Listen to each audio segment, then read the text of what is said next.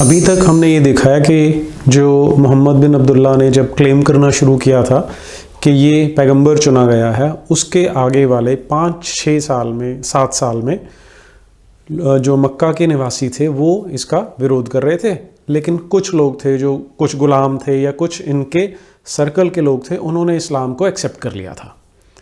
अब एक तरह से 2 पार्टीज़ बन गई थी जिनकी आपस में एक टसल चल रही थी, मोहम्मद बिन अब्दुल्ला और उसके फॉलोअर्स, और मक्का के जो प्रमुख व्यक्ति थे और उनके फॉलोअर्स। जो कुरान है वो धीरे धीरे डेवलप होती जा रही है। अब हमने जब लास्ट टाइम डिस्कस किया था कि जब वो शैतानी आयतों वाला जो एपिसोड होता है, उसके बाद कुछ लोग थे जो पहले अबिसीनिया शिफ्ट हो गए थे, जिसे आज हम इथियोपिया भी बोलते हैं, वो वहाँ से वापस आए थे। अब इन 6-7 वर्षों में जो कुरान थी उसमें धीरे धीरे चेंजेस आ रहे थे। अब पहले तो जो इसका चैप्टर नंबर 52 है, जो 52वीं सूरा है, उसको देखते हैं तो उससे हमें काफ़ी सारा आइडिया हो जाएगा, जो कुरान को इस टाइम तक की जो कुरान है उसके बारे में काफ़ी क्लियरली बता देती है। तो यहाँ से शुरू करते हैं, फिर आगे देखते हैं कि आगे मक्का वासियों का और मोहम्मद बिन अब्दुल्ला का ये जो टकराव है कैसे चलता है। चैप्टर नंबर 52, कोहे तूर की कसम। अब ये जो कोहे तूर है, इंग्लिश की ट्रांसलेशंस में इसको सिनाई माउंट कहा गया है, वो वाला पर्वत जहाँ पर मोजेस को रेवलेशन हुआ था। मोजेस को जो क्रिश्चियन गॉड है, जो बाइबल का गॉड है, उसने रेवलेशन दिया था, तो उसे यहाँ पर कोहे तूर के नाम से कहा जाता है। तो पहली आयत से शुरू करते हैं। कोहे तूर की कसम और उसकी किताब लौहे महफूज की, जो कुशादा औराक में लिखी हुई है, और बैतुल मामूर की, जो काबा के सामने फरिश्तों का किबला है, और ऊंची छत की, और जोश व खरोश वाले समंदर की। तुम्हारे परवरदिगार का अजाब बेशक वाक़े होकर रहेगा और इसका कोई रोकने वाला नहीं। जिस दिन आसमान चक्कर खाने लगेंगे और पहाड़ उड़ने लगेंगे, तो उस दिन झुठलाने वालों की खराबी है, जो लोग बातिल में पड़े खेल रहे हैं। जिस दिन जहन्नुम की आग की तरफ उनको ढकेल ढकेल ले जाएंगे और उनसे कहा जाएगा, यही वह जहन्नुम है जिसे तुम झुठलाया करते थे। अब एक बार फिर से देखें कि यहाँ पर कसम खाई जा रही है कोहे तूर की, किताब की, बैतुल मामूर की, ऊंची छत यानी आसमान की, और समंदर की। ये कसम कौन खा रहा है? हम पहले देख चुके हैं कि बहुत जगह पे ये रेफरेंस कसम वाले आते रहते हैं। मक्का वालों से जो एक मेन विरोध था वो था ये जो कयामत वाला कॉन्सेप्ट है कि एक दिन कयामत आएगी और सब उठ के खड़े हो जाएंगे। मक्का वासी इसमें विश्वास नहीं करते थे, तो ये जो आयतें इनके थ्रू उनको रीइंफोर्स करने की कोशिश है कि कयामत होके रहेगी और ज़रूर आएगी। तो क्या ये जादू है या तुमको नज़र ही नहीं आता? इसी में घुसो, फिर सब्र करो या बेसब्री करो, तुम्हारे लिए यकसा है। तुम्हें तो बस उन्हीं कामों का बदला मिलेगा जो तुम किया करते थे। बेशक परहेजगार लोग बागों और नेमतों में होंगे। अब ये पहली 16 जो आयतें हैं, इनमें बताया गया कि क़यामत होने वाली है, और जो उसको एक्सेप्ट नहीं कर रहे हैं उनके लिए एक अजाब, एक टॉर्चर तैयार है, जो अल्लाह उनको टॉर्चर करने वाले हैं। और उसके बाद की जो आयतें हैं उनके बाद आ जाता है कि जो इस्लाम एक्सेप्ट कर लेंगे उनके साथ अल्लाह मियाँ क्या करने वाला है। बेशक परहेजगार लोग बागों और नेमतों में होंगे, जो उनके परवरदिगार ने उन्हें दी हैं उनके मज़े ले रहे हैं, और उनका अल्लाह उन्हें दोज़ख के अजाब से बचाएगा। जो जो कारगुजारियाँ तुम कर चुके हो उनके सिले में आराम से तख्तों पर जो बराबर बिछे हुए हैं तकिए लगाकर खूब मज़े से खाओ पियो, और हम बड़ी बड़ी आँखों वाली हूरों से उनका ब्याह रचाएंगे। और जिन लोगों ने ईमान कबूल किया और उनकी औलाद ने भी ईमान में उनका साथ दिया, तो हम उनकी औलाद को भी उनके दर्जे पहुंचा देंगे, और हम उनकी कारगुजारियों में से कुछ भी कम ना करेंगे। हर शख्स अपने अमाल के बदले में गिरवी है, और जिस किस्म के मेवे और गोश्त को उनका जी चाहेगा हम उन्हें बढ़ाकर अता करेंगे। वहाँ एक दूसरे से शराब का जाम ले लिया करेंगे जिसमें ना कोई बेहूदगी है और ना गुनाह, और नौजवान लड़के उनके आसपास चक्कर लगाया करेंगे। वह हुस्न व जमाल के गोया एहतियात से रखे हुए मोती हैं। तो जो अल्लाह मियाँ को एक्सेप्ट कर रहे हैं, जो इस्लाम कबूल कर रहे हैं, उनके लिए एक बहुत सुंदर जन्नत है जिसमें उनको बड़ी बड़ी आँखों वाली हूरें मिलने वाली हैं और लड़के भी हैं जो उनकी सेवा करने वाले हैं, और एक दूसरे की तरफ रुख करके बातें करेंगे। उनमें से कुछ कहेंगे कि हम इससे पहले अपने घर में अल्लाह से बहुत डरा करते थे, तो अल्लाह ने हम पर बड़ा एहसान किया और हमको जहन्नुम की लौ के अजाब से बचा लिया। इससे कबल हम उनसे दुआएं किया करते थे, बेशक वह एहसान करने वाला मेहरबान है। इसके बाद जो मक्का के लोग मोहम्मद बिन अब्दुल्ला के बारे में बोलते थे, उनके बारे में रेफरेंसेस आती हैं। तो ए रसूल, तुम नसीहत किए जाओ तो तुम अपने अल्लाह के फजल से ना काहिन हो और ना मजनू किया। अब क्योंकि जो मक्का वाले लोग थे वो बोलते थे कि ये पागल हो गया है, मजनू है, या ये काहिन है। काहिन बोलते हैं जिन लोगों के पास जाते हैं कि अगर आपने कभी देखा हो देहाती इलाकों में होता है कि इसके ऊपर कोई साया आ गया है या भूत प्रेत चिपक गया, तो उन लोगों को काहिन कहा जाता था। तो कुछ लोगों ने कहा कि काहिन बनना चाहता है या शायर बनना चाहता है। तो अगली आयतें इसी से रिलेटेड हैं। तो ए रसूल, तुम नसीहत किए जाओ तो तुम अपने अल्लाह के फजल से ना काहिन हो और ना मजनून किया। क्या तुमको ये लोग कहते हैं कि ये शायर है और हम तो उसके बारे में ज़माने से हवादिस का इंतज़ार कर रहे हैं। तुम कह दो कि अच्छा, तुम भी इंतज़ार करो, मैं भी इंतज़ार करता हूँ। क्या उनकी अक्लें उन्हें ये बातें बताती हैं या ये लोग हैं ही सरकश? क्या ये लोग कहते हैं कि इसने कुरान खुद गढ़ लिया है? बात यह है कि ये लोग ईमान ही नहीं रखते। तो अगर ये लोग सच्चे हैं तो ऐसा ही कलाम बना तो लाएं। अब ये एक बड़ा कॉमन सा एक फ्रेज़ दिया जाता है कि जो कुरान है वो अल्लाह मियाँ की ओर से है, और अगर तुम्हें लगता है कि ऐसा नहीं है तो इस तरह की दूसरी किताब बना के तो दिखा दो।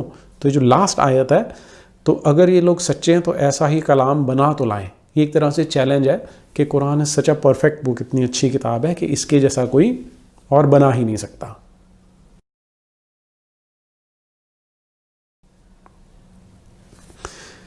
ये पहले 6-7 साल में जो कुरान की आयतें उतर रही हैं, कुरान की सूरा हैं, वो आपको ब्रीफ में बता देता है कि किस तरह की सिचुएशन थी। अब मक्का वाले इरिटेट होने लग गए थे और इसलिए वो फिर अबू तालिब के पास जाते हैं, जो इसका चाचा था, और उससे कहते हैं कि तेरा ये जो भतीजा है हमें परेशान कर रहा है कि या तो तू इनको ठीक कर ले, नहीं तो हम इसको ठीक करेंगे, हम इसको मार भी सकते हैं। इस तरह की उन्होंने धमकी दी। तो अबू तालिब मोहम्मद बिन अब्दुल्ला को अपने पास बुलाते हैं और समझाते हैं, लेकिन मोहम्मद बिन अब्दुल्ला बात को नहीं मानता। वो बोलता है कि नहीं, मैंने तो इसी सिस्टम से चलना है कि मैं पैगंबर हूँ और ये नया मज़हब मैंने क्रिएट करना है और लोग इसको फॉलो करें। तो चाचा भतीजा में डिस्कशन होती है। फिर मोहम्मद बिन अब्दुल्ला थोड़े भावुक हो जाते हैं, तो अबू तालिब को उस पर दया आ जाती है और बोलते हैं कि मैं तेरे साथ हूँ और मैं तुझे प्रोटेक्ट करूँगा, तुझे बचा के रखूँगा, तू जो करना चाहता है वैसा कर।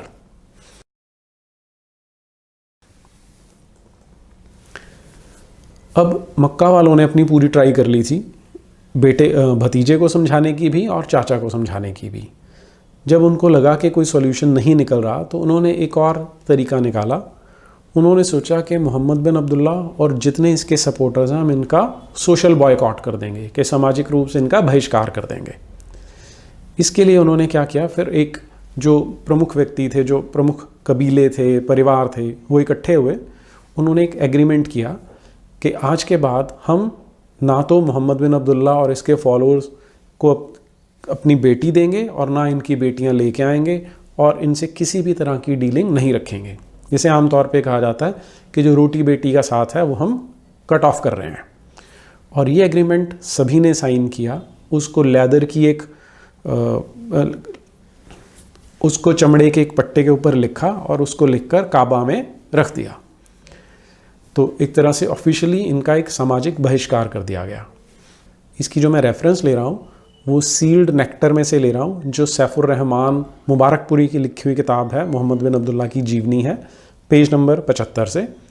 और दूसरी रेफरेंस है विलियम मुइर ने जो बायोग्राफी लिखी थी द लाइफ ऑफ मोहम्मद से। लाइफ ऑफ मोहम्मद के पेज नंबर 91 पे विलियम मुइर ने ये जो एग्रीमेंट हुआ था इनका आपस में, उसके बारे में बताया है that they would not marry their women nor give their own in marriage to them, that they would sell nothing to them nor buy aught from them. In short, that dealings of every kind should cease.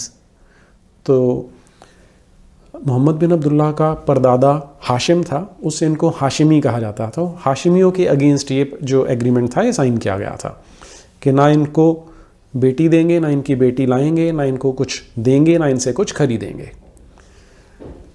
तो इन लोगों ने क्या किया, जो अबू तालिब का घर था उसे शब्बे अबू तालिब कहा जाता है, वहाँ पर सारे इकट्ठे होके इन्होंने वहाँ रहना शुरू कर दिया। तो अब जो बच्चे थे उनको प्रॉब्लम आती थी कि उनको खाने पीने का सामान कम मिलता था।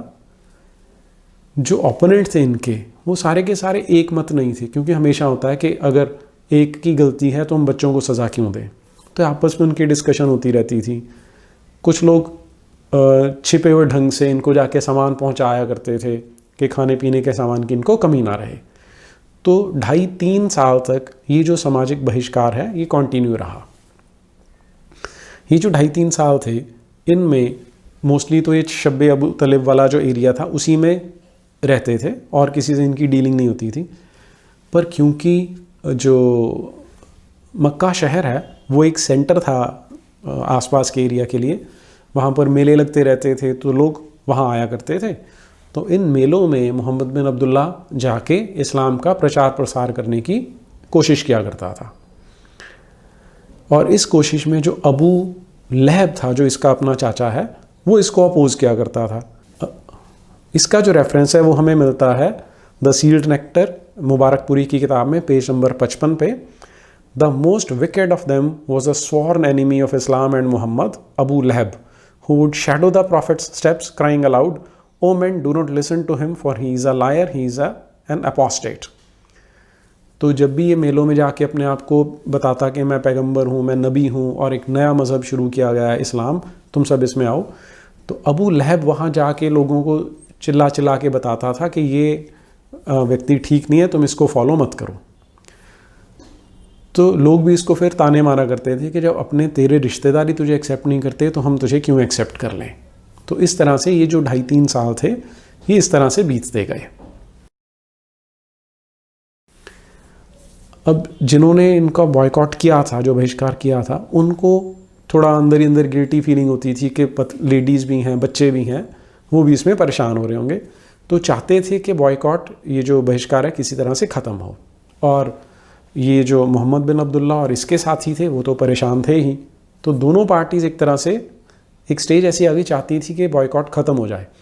हालांकि मोहम्मद बिन अब्दुल्ला से जो विरोध था उसमें कोई कमी नहीं थी। ये बॉयकॉट कैसे ख़त्म हुआ, इसके हमें 2 तरह के अलग अलग रेफरेंसेस मिलते हैं। पहले हम विलियम मोयर वाली किताब में देखते हैं उन्होंने क्या बताया है। Page number 101, the life of Mohammad, उसमें वो बताते हैं, It was discovered by some friend of the Prophet that the parchment in the Kaaba on which the ban was engrossed had been defaced by ants. Mohammad बिन अब्दुल्ला का कोई मित्र था जिसे पता लगा कि काबा में ये जो इन्होंने बॉयकॉट साइन करके रखा हुआ है, वो जो चमड़ा है उसको चींटियों ने बहुत सारा खा लिया है। तो इसके बाद जो अबू तालिब था, जब उसे ये बात पता चली तो अपने कुछ साथियों को लेकर वहाँ गया। लोग काबा के आसपास बहुत सारे मुखिया बैठे हुए थे, तो उसने सारे लोगों को एड्रेस किया कि तुम क्या कर रहे हो, तुम्हें शर्म आनी चाहिए, तुमने हमारा इतनी बुरी हालत कर दी है। और जो मुझे पता लगा कि वो जो पार्चमेंट है, वो जो चमड़े का टुकड़ा है, वो तबाह हो गया, वो खा लिया गया है, तो तुम चेक कर लो। अगर ऐसा है तो इसका मतलब तुम्हें हमारे साथ बहिष्कार ख़त्म कर देना चाहिए। तो ये जो मुखिया थे थोड़े से सक पका गए कि एकदम से आ भी गया, ये वृद्ध आदमी था, सम्मानित व्यक्ति था, तो लोग थोड़े से घबराए उससे। उन्होंने जाके चेक किया तो सच में उन्होंने देखा कि ऑलमोस्ट सारे का सारा वो जो चमड़े का टुकड़ा था वो चींटियों ने खाया हुआ था। तो जैसे आम लोग होते हैं, उनको लगा कि यार ये कुछ करिश्मा सा हो रहा है, तो उन्होंने सोचा कि चलो हम इनका जो बॉयकॉट है उसको ख़त्म कर देते हैं। एक ये रेफरेंस है विलियम मोयर का। दूसरा जो हमें रेफरेंस मिलता है वो है मुबारकपुरी की किताब द सील्ड नेक्टर में से। उसके अकॉर्डिंग अबू तालिब जो है वो काबा के साइड में बैठा हुआ था और फिर उसने आके कहा कि जो मेरा भतीजा है मोहम्मद बिन अब्दुल्ला, उसके पास नई आयत उतरी है, नई वही आई है या अल्लाह का पैगाम आया है कि जिस लेदर के टुकड़े पर, जिस चमड़े के टुकड़े पर तुम लोगों ने वो एग्रीमेंट लिखा था, वो सारे का सारा चींटियों ने खा लिया है और सिर्फ उतनी जगह बची है जिस पे अल्लाह लिखा हुआ था। तो उन्होंने जाके देखा तो वाकई उनको दिखा कि वो जो चमड़े का टुकड़ा था बाकी तो सारा चींटियों ने खा लिया, पर जहाँ पर अल्लाह शब्द लिखा हुआ था उसको नहीं खाया। अभी कितना सच है कितना झूठ है हमें नहीं पता, ये दोनों क्लेम्स हैं वहाँ पर जो किए जाते हैं हिस्टोरिकली। तो एज अ रिज़ल्ट लोग पहले से ही कुछ चाहते थे कि ये बॉयकॉट ख़त्म कर दिया जाए, तो अब एक तरह से ये जो बहिष्कार था ये ख़त्म हो गया। अब इस समय तक 3 साल गुजर चुके थे और मोहम्मद बिन अब्दुल्ला की आयु लगभग 50 वर्ष हो गई थी। उसे 10 वर्ष हो गए थे अपने आप को पैगंबर क्लेम करते हुए। इस बॉयकॉट के ख़त्म होने के कुछ ही महीने में जो मोहम्मद बिन अब्दुल्ला की पत्नी थी खदीजा, उनकी मौत हो गई। इस समय 65-66 वर्ष की थी ये, और मोहम्मद बिन अब्दुल्ला 50 वर्ष के। जो बेटियां थी इनकी लगभग सभी की शादी हो गई थी, केवल एक फ़ातिमा थी जो अभी जिसकी शादी नहीं हुई थी। तो ये एक सेटबैक था मोहम्मद बिन अब्दुल्ला के लिए कि वो पत्नी जिसके कारण इनको काफ़ी सामाजिक प्रतिष्ठा भी थी और जिसने हमेशा इनका साथ दिया था, वो अब नहीं थी। और दूसरा जो सेटबैक लगा वो था कि जो चाचा अबू तालिब थे वो भी बहुत ज़्यादा बीमार हो गए, वृद्ध हो चुके थे तो बीमार पड़े थे। जब ये बीमार हुए तो बाकी के लोग इनसे मिलने आया करते थे। अब इसके बारे में भी हमें 2 तरह के अलग अलग नैरेटिव्स देखने को मिलते हैं, हम दोनों को डिस्कस करेंगे। पहला मैं ले रहा हूँ इब्न इस्हाक की बायोग्राफी जो सबसे पुरानी मानी जाती है, उसका पेज नंबर 191। ये लोग मिल के अबू तालिब के पास जाते हैं और उनसे कहते हैं, You know your rank with us, and now that you are at the point of death, we are deeply concerned on your account. You know the trouble that exists between us and your nephew, so call him and let us make an agreement that he will leave us alone and we will leave him alone. Let him have his religion and we will have ours.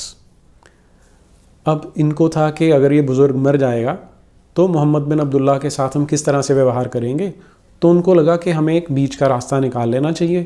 तो जाते हैं अबू तालिब के पास, उसे कहते हैं कि आप हमारे लिए सीनियर हैं, आप हमारे लिए वयोवृद्ध हैं, हम आपका सम्मान करते हैं, लेकिन आप जानते हो कि आपका ये जो भतीजा है इसके साथ हमारा झगड़ा चल रहा है, तो आप एक काम करो, आपकी मृत्यु होने वाली है, हम एक काम करते हैं कि हम इसको अकेला छोड़ देंगे, ये हमें अकेला छोड़ दे, इसको जो अपना मज़हब चलाना है उसमें जो करना है करता रहे, ये हमें डिस्टर्ब ना करे, हम अपने मज़हब पे रहेंगे।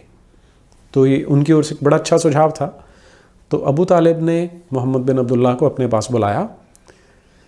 When he came, Abu Talib said, Nephew, these notables have come to you that they may give you something and to take something from you. तो उन्होंने बुलाया और बोला कि भतीजे ये लोग आए हैं और ये तेरे साथ एक बड़ी सीधी सी बात करना चाहते हैं कि हम आपस में थोड़ा सा तुम दे दो, थोड़ा सा ये दे देते हैं, बीच का रास्ता निकाला जाए। Yes, he answered, You may give me one word by which you can rule the Arabs and subject the Persians to you. तो मोहम्मद बिन अब्दुल्ला कहता है कि तुम एक काम करो, मुझे कोई ऐसा वचन दे दो कि अरब वालों पे और जो फारस वाले हैं, पर्शिया वाले हैं, उन पे हमारा राज हो सके। तो उन सब में अबू जहल भी बैठा था जिसके बारे में हम देख चुके हैं। तो उसने पूछा, अच्छा तुम बताओ कि हम क्या करें। तो इसने कहा कि तुम लोग अल्लाह को एक्सेप्ट करो, you must say there is no god but Allah and you must repudiate what you worship beside him. तो मोहम्मद बिन अब्दुल्ला ने उनसे कहा कि तुम ये मान जाओ कि सिर्फ अल्लाह की ही पूजा की जाएगी और जिनकी तुम पूजा करते हो उन सबको छोड़ दो। तो उसने अपनी बात को चेंज नहीं किया, मोहम्मद बिन अब्दुल्ला उसी बात पे अड़े रहे। They clapped their hands and said, Do you want to make all the gods into one god, Muhammad? That would be an extraordinary thing. Then they said one to another, This fellow is not going to give you anything you want, so go and continue with the religion of your fathers until God judge between us. So saying they departed. अब मोहम्मद बिन अब्दुल्ला की इस बात से ये सारे जो मुखिया थे वो इरिटेट हो गए और उन्होंने इसको कहा भी कि तू क्या चाहता है कि हम सारे जो भगवान हैं, देवी देवता हैं, उन सबको मिला के एक ही बना दें? ऐसा आज तक तो कभी नहीं हुआ और हम ऐसा नहीं करेंगे। तो उन्होंने आपस में बात की कि ये हमारी बात सुनने वाला नहीं है, तो चलो हम अपने अपने घरों को चलते हैं। और वो वहाँ से उठे और वहाँ से चले गए। अब उनके जाने के बाद अबू तालिब इससे क्या कहते हैं वो सुनिए। Abu Talib said, "Nephew, I don't think that you asked them anything extraordinary." On hearing this, the apostle had hopes that he would accept Islam, and he said at once. अब जब वो चले गए तो अबू तालिब ने कहा कि तुमने कोई ऐसी अजीब बात तो नहीं कही थी। तो मोहम्मद बिन अब्दुल्ला को लगा कि शायद अब ये इस्लाम को एक्सेप्ट कर लेगा। तो उन्होंने अपने चाचा से कहा कि अच्छा तुम एक काम करो, तुम बोलो कि सिर्फ अल्लाह की पूजा की जाएगी, ला इलाहा इल्लल्लाह, और किसी की नहीं की जाएगी। तो अबू तालिब ने ऐसा करने से मना कर दिया। अब इब्न इज़हाक में जो इसका रेफरेंस है, इसके बारे में कारण बताया, वो क्या है? Were it not that I fear that you and your father's sons would be abused after my death and that Quraysh would think that I had only said it in fear of death, I would say it. वो कहता है कि देख भाई, इसमें दो चीज़ें हैं। एक तो जो कुरैशी हैं, कुरैश कबीले वालों को कुरैशी कहा जाता है, वो ये सोचेंगे कि मैं मौत के डर से इस बात को बोल रहा हूँ। और दूसरी चीज़ कि अगर मैंने ऐसा कर दिया तो जो तू है और जो तेरे बाप के बाकी के बेटे हैं उन सबको ये लोग परेशान करेंगे, इसलिए मैं ऐसा नहीं कहूँगा। तो उसने एक्सेप्ट नहीं किया इस्लाम को। अब इसमें फिर आगे आता है कि उसकी मृत्यु होने वाली थी तो होंठ थोड़े थोड़े हिल रहे थे। तो एक व्यक्ति ने कान लगा के सुना और मोहम्मद बिन अब्दुल्ला से कहा कि इसने बोल दिया ला इलाहा इल्लल्लाह। तो मोहम्मद बिन अब्दुल्ला कहता है कि नहीं, मुझे ये सुनाई नहीं दिया। तो इस नैरेटिव के अकॉर्डिंग उसने कहा तो था लेकिन सुनाई नहीं दिया। जो दूसरा इसका वर्शन है वो हमें हदीस बुखारी में मिलता है, वो इससे थोड़ा सा अलग है। वॉल्यूम 2 बुक नंबर 23 हदीस number 442। When the time of the death of Abu Talib approached, Allah's apostle went to him and found Abu Jahl bin Hashim and Abdullah bin Abi sitting near him. O uncle, say none has a right to be worshipped but Allah, a sentence with which I shall be a witness for you before Allah. अब ये जो हदीस है ये बोलती है कि मोहम्मद बिन अब्दुल्ला अपने चाचा के पास पहुंचता है जहाँ बाकी के मुखिया भी हैं, और वो कहता है कि तुम ये बोलो ला इलाहा इल्लल्लाह। तो जो अबू तालिब है वो ये नहीं बोलता। तो उसके बाद मोहम्मद बिन अब्दुल्ला उसे कहते हैं कि अगर तुम ये बोल दोगे तो क़यामत वाले दिन मैं अल्लाह के साथ एक बिचौली की तरह तुम्हारी बात कर सकता हूँ, मैं इंटरसीड कर सकता हूँ तुम्हें बचाने के लिए। अब जो बाकी के मुखिया इसके आसपास थे वो कह रहे थे कि क्या तुम अपने बाप अब्दुल मुतल्लिब का जो मज़हब है उसको छोड़ दोगे? तो अल्टीमेटली अबू तालिब ने कहा कि नहीं, मैं तो अब्दुल मुतल्लिब के मज़हब को ही फॉलो करूँगा, उसी पे चलूँगा, मैं इस्लाम एक्सेप्ट नहीं कर रहा हूँ। तो इसके बाद मोहम्मद बिन अब्दुल्ला ने कहा चलो कोई बात नहीं, आपकी मर्ज़ी है, मैं आपकी माफ़ी मांगता रहूँगा अल्लाह मियाँ से जब तक अल्लाह मियाँ ये माफ़ी मांगने से मुझे मना नहीं कर देते हैं। So Allah revealed the verse concerning him. तो इसके बाद अल्लाह मियाँ ने एक आयत उतारी, वो है 9वें चैप्टर की 113वीं आयत। उसे देखते हैं। नबी और मोमिनीन पर जब जाहिर हो चुका कि मुशरिकीन जहन्नुमी हैं तो उसके बाद मुनासिब नहीं कि उनके लिए मगरिफ्त की दुआएं मांगें, अगरचे वह मुशरिकीन उनके कराबतदार ही क्यों ना हो। तो इस आयत के अकॉर्डिंग जो मोहम्मद बिन अब्दुल्ला है उसे और जो मुसलमान हैं उन्हें किसी भी अपने रिश्तेदार के लिए भी दुआ नहीं मांगनी है, अल्लाह मियाँ से उनके बारे में अच्छा नहीं मांगना है, क्योंकि वो मुशरिक हैं। उन्होंने अल्लाह के कंपटीशन में अल्लाह के सामने औरों को शरीक करने की कोशिश की है। तो ये आयत इस कंसर्न में, इस कनेक्शन में उतर के आती है। एक दूसरी जो अच्छा इसमें एक और चीज़ जो होती है, जब ये सारे के सारे मुखिया वहाँ से उठ के चले जाते हैं तो ये जो इंसिडेंट हुआ उसके कंसर्निंग भी अल्लाह मियाँ ने कुरान में आयतें उतारी हैं, उनको भी चेक करते हैं। ये आयतें हैं जो सूरा 38 है उसकी स्टार्टिंग वाली जो आयतें हैं, मैं उनको पढ़ता हूँ। साद नसीहत करने वाले कुरान की कसम। अब यहाँ ये जो साद शब्द है इसे कहा जाता है कि कुरान का एक करिश्मा है, क्योंकि ऐसा शब्द है जिसका किसी को अर्थ पता नहीं है। ये जो सैफुर रहमान मुबारकपुरी है उसका कहना है कि इस शब्द के बारे में किसी को नहीं पता, तो it is a miracle of Quran.